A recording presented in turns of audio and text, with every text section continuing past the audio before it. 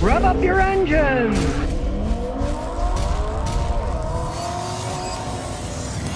Well, the Chevy Equinox EV is going to come out in 2024 with the starting price of $34,995. Now, to begin with, they said it was going to be under 30, so they lied right there. And to add insult to injury, they're not even going to have the cheaper ones for sale. They're only going to have the expensive ones for sale. They're going to be a lot more than that. So always read the fine print, you know. Well, you can't buy one of these yet because they're not really out, and they're supposed to be under 30. Well, we're saying they start at about 35, but you can't buy the 35 one because we don't have those out for sale yet. You got to buy the $45,000 ones and yada, yada, yada. You know how that goes. I find it amusing because Mary Bauer said, we're going to be all electric, blah, blah, blah, right? They've already said, oh, we're cutting it back because they're finding out they can't sell them, right?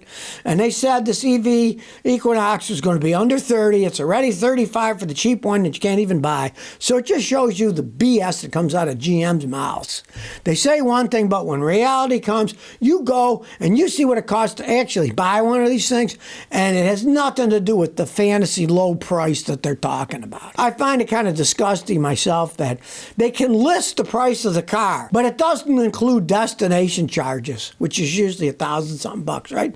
Well, what kind of absurd crap is that? You go to the grocery store, you buy a box of cereal. It doesn't say here's what it costs, and then they add destination charge later. The price includes that stuff, but for some reason, the car manufacturers can get away with this crap that here's the list price, but you got to pay this for destination charges. Hey, where else, when you're sitting there at a store, they have the price, and then they say, well, there's an extra destination charge. But the car manufacturers, they're looking at any way to lie to you to try to make it look like you're paying less than you actually are. All you want to do when you go to a place like that is get the bottom line. What does it cost for me out the door? Tax, title, license, destinations, everything. And you can throw these list prices down the toilet.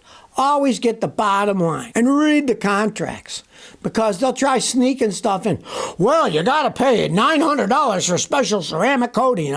They're always trying to put crap on it to sell you junk that's pretty much useless crap just so they can mark it up more. Well, here's something you might not have thought of, but towing companies now are getting big increased costs if they're bringing in electric vehicles because of the danger of them starting on fire. They're going to have metal fire containment structures to put them in case they start on fire. Full car-size blankets to suppress the fire to put it on. Because, if you don't know, lithium-ion batteries burn at an extremely high temperature. They can burn at 5,000 degrees Fahrenheit. Okay, now a gasoline car, it burns at about 1,500 degrees Fahrenheit. It's hot enough, but 5,000 degrees Fahrenheit is super hot. It's so hot that when you spray water on it, water is what? H2O, right? The hydrogen splits from the oxygen. Hydrogen burns like mad.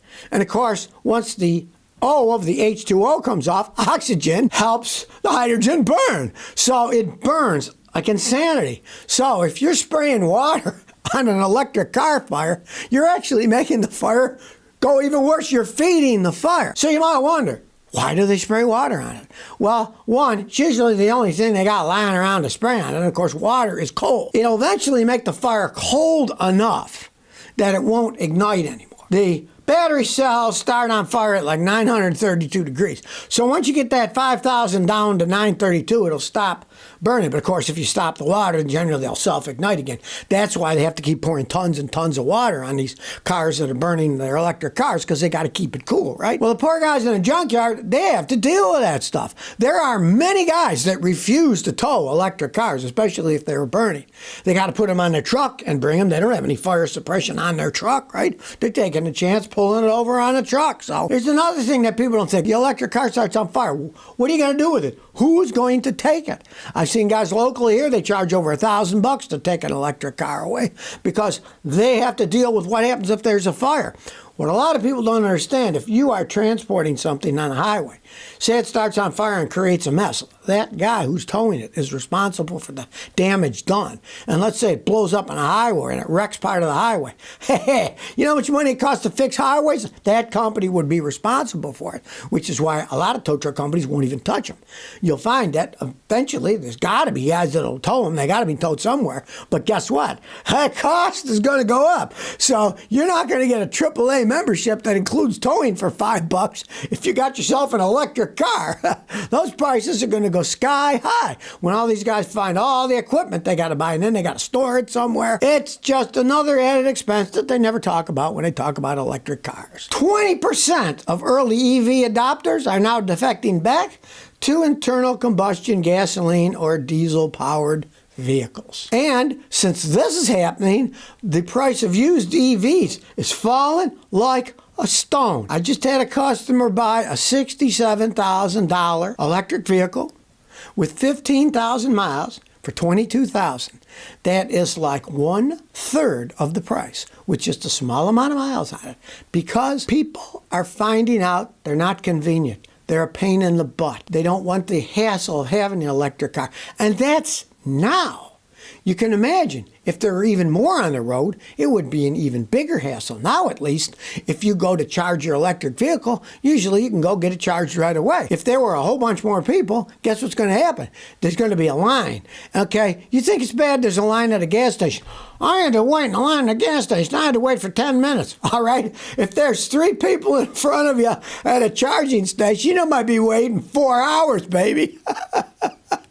Americans aren't into that kind of stuff, right? So, this guy did a study, and what did he find? He found that 1 in 5 people who tried to make EV life work returned to traditional internal combustion powered vehicles. And that's now. We're not even talking about ones that are 10, 15, 20 years old and start breaking and cost a fortune to fix. We're talking about the brand new ones don't really break down that much yet. Wait till they start breaking down. You're going to have a whole horde of people saying, these electric cars. And the interesting thing is, there's all kinds of dynamics feeding us. One of them that you might not even thought of is, a lot of people are downsizing, right? People that used to have 2 or 3 cars are now saying, hey, we can get away with just 1 car. Well, if you can get away with just 1 car, you want something like a gasoline car that can go stop and go in town, right? And you can take it on long trips and have no hassles. Now, let's say you got 2 cars. Okay, you could have an electric car for just running in town, charge it back to your house. You don't take it long distances, and it's not as big of a hassle. You still got to remember to plug it in at night, but you're not stranded in the middle of nowhere. If you're only going to have 1 car, you got a car that does it all. If you can have 2 or 3 cars, sure, get an electric car, do whatever you want. Maybe have a diesel truck for towing heavy weights if you tow a lot of stuff like an RV and you only use your diesel for towing the RV when you go on vacation, right? But a lot of people are downsizing to 1 car, and they want a car that does it all. They don't want one that's a pain in the butt that leaves you stranded when you run out of electricity. That's a hassle. You got worry about range anxiety. So there's a lot of factors involved, but 1 out of 5 early EV adopters has given up the ghost in EVs and went back to gasoline. And that says something. These are people who actually thought it was a good idea to get an electric car and bought it. Imagine about people that think it's a stupid idea. They're never even going to buy one in the first place. Whatchamacallit says, safety, what safety? I have never looked at crash safety scores or paid attention. I figured most of them are safe enough, so you can't go wrong. Are car safety scores ratings overrated and might mean stupid for ignoring safety? Well, in some respects you are. They test them all, but the tests can be very biased.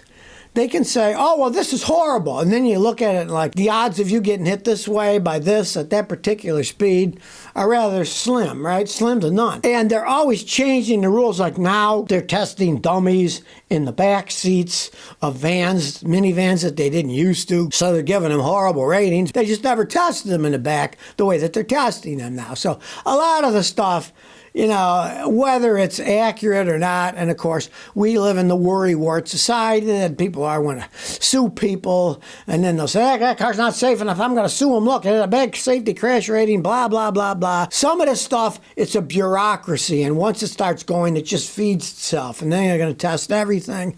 And I mean, you go outside your door, you're taking a chance. You get in a car that's moving down the road, you're taking an even bigger chance, right? You are correct. Well, they all have safety devices in them, And if they work, great. But I mean, I'm not going to depend my life that some computer system is going to sit there for 5 years and then in a thousandth of a second activate itself correctly if you do get in a wreck. Hey, seatbelts are what I believe in. Get them on tight. Mainly, though, I believe in driving correctly, not being an idiot. 99% of the accidents are people driving too fast or driving in conditions that they shouldn't even be on the road, or they got bald tires. Most of the problems aren't caused by the machine. They're are caused by people. And if people paid more attention when they were driving and got their cell phones and turned them off while they were driving, they'd be a lot safer on the roads. There's no arguing that.